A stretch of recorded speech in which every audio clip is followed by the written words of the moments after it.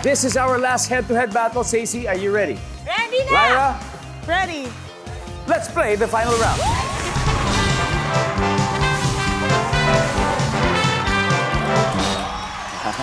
Four answers ang hinahanap natin.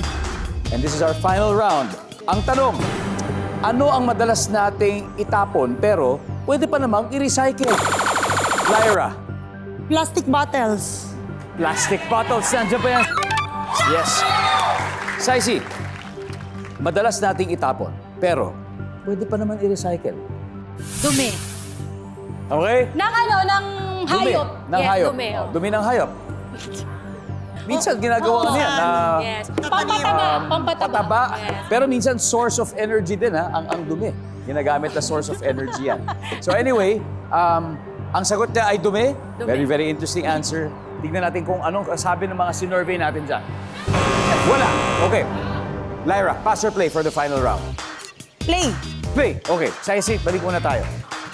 Final round, Daryl. Anong madalas na itapon pero pwede pa naman i-recycle? Lumang damit. Lumang damit. Nandiyan ba yan, survey? Wala. Shani, madalas itapon pero pwede naman natin i-recycle. Pagkain. Oh. Tipo, basta hindi naman panis. Oo, hindi panis. Yun yung pwede mo pang gamitin para yung sa mga kinabukasan. restaurants. O kaya, yeah, sa mga restaurants. Nandyan ba ang pagkain? Wala rin. Final, Isa.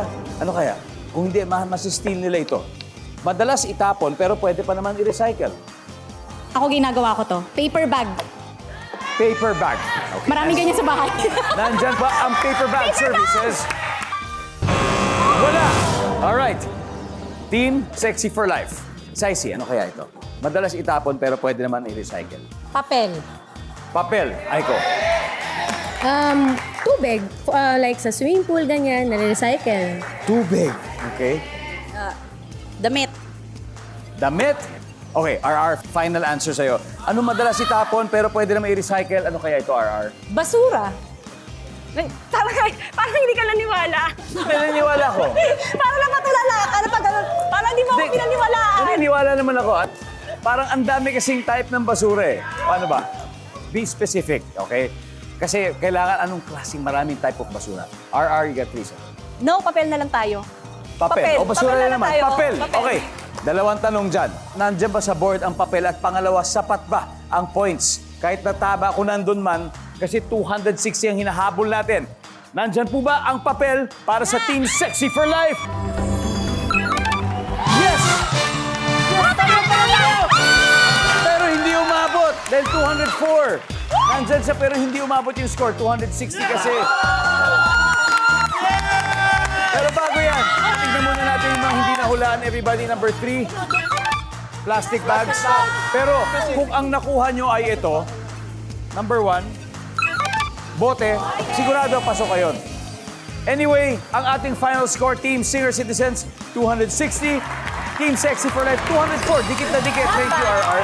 Napakagaling. Sayang, hindi lang umabot, di ba? Sabi mo yung papel.